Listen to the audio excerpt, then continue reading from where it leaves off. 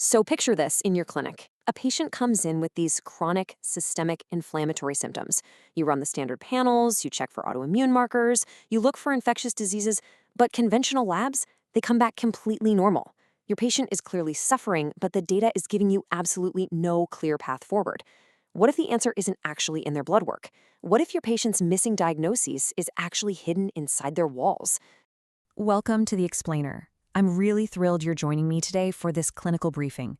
We're going to unpack a pretty fascinating paradigm shift in environmental health, specifically looking at how we as medical professionals really need to integrate the built environment into our diagnostic differential.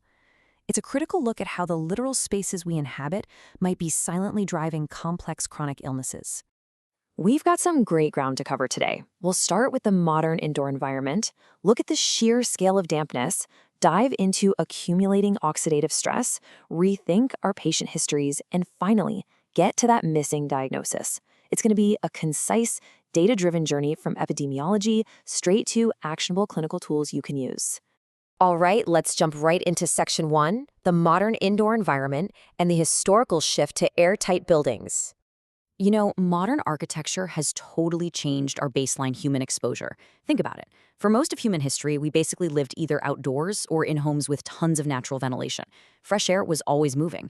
But then the 20th century rolls around and everything changes. We shifted hard to airtight buildings for energy efficiency. We started using modern construction materials like paper-backed drywall, composite wood, and centralized HVAC systems that just constantly recirculate the exact same indoor air.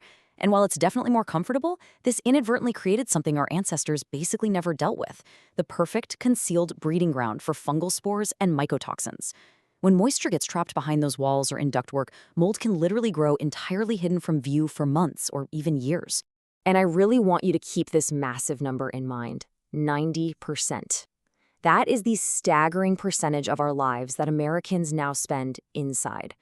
Biologically speaking, we are an indoor species now. So our exposure window to whatever is trapped inside those airtight spaces, whether at home, at work, or even in our clinics, is almost constant. Moving on to Section 2, the scale of dampness, which is a highly recognized public health issue. Now, to grasp just how prevalent this issue really is, we just need to look at the World Health Organization. They estimate that visible dampness or mold is present in roughly 10 to 50% of indoor environments worldwide, obviously depending on the climate and the specific building. But the takeaway here? Water-damaged buildings aren't just some rare fringe occurrence. They are surprisingly common everywhere.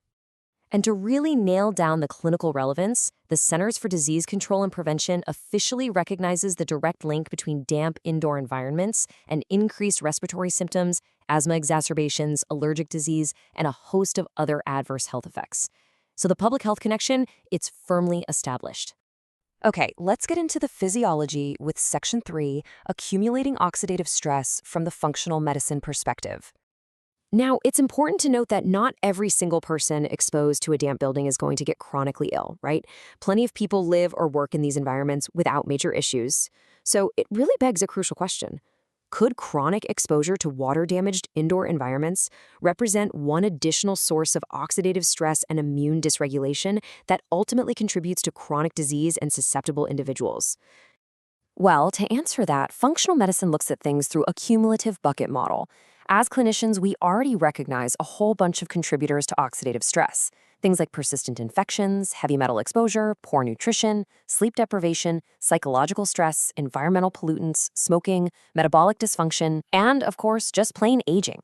Every single one of these factors puts heavy demands on our patients' mitochondrial function, their immune regulation, detox pathways, and tissue repair.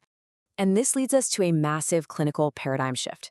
The traditional view kind of frames mold as an absolute standalone poison, like either it's the sole cause of the disease or it's completely irrelevant. But the functional view takes a much more nuanced approach. It suggests we really need to view mold as one potential contributor. It's just an additional layer of cumulative burden in that physiological bucket that lowers a patient's resilience and eventually tips susceptible individuals right over the edge into chronic inflammatory disease.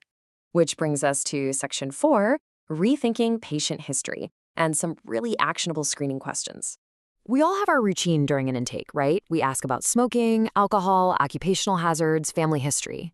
But honestly, this points to a massive blind spot in our standard medical intake forms. Because how often do we actually stop and ask our patients, has your home ever had water damage? For For so many folks suffering from these unresolved symptoms, that question literally never comes up. So the key here is integration. There are 4 specific, super actionable questions you can immediately build into your patient histories. Number 1, has your home ever had water damage? Number 2, do your symptoms improve when you're away from home? Number 3, do multiple family members have unexplained inflammatory symptoms?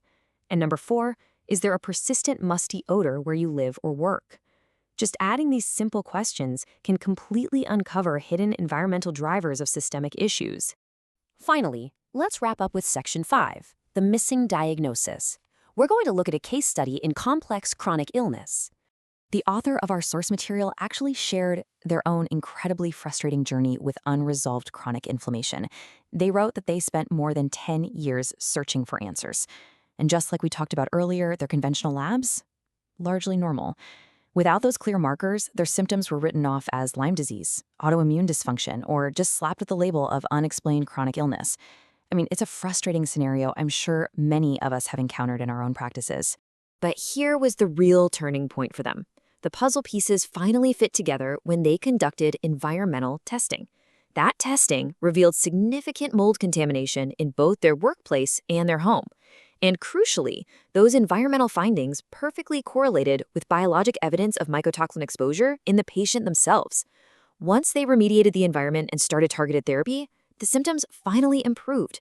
Environmental testing basically provided the exact missing piece that standard blood work simply couldn't see. So the core takeaway for this briefing is pretty straightforward.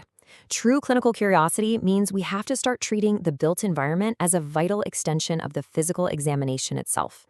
We're not trying to diagnose every single patient with mold toxicity, of course not, but we need to recognize that our built environment has drastically changed. And for some of our most susceptible patients, it is the exact missing piece of their chronic inflammatory puzzle. It's on us to stay curious, think broadly, and follow the evidence. I'll leave you with this final thought to mull over the next time you're faced with a complex medical mystery where the labs just aren't matching the clinical presentation. Remember that 90% figure. Think about the time spent indoors and ask those environmental questions. Because sometimes the missing diagnosis isn't found in another laboratory test. Sometimes it's hidden inside the walls. Thank you so much for joining me for this explainer, and I really hope this adds a valuable new perspective to your diagnostic toolkit.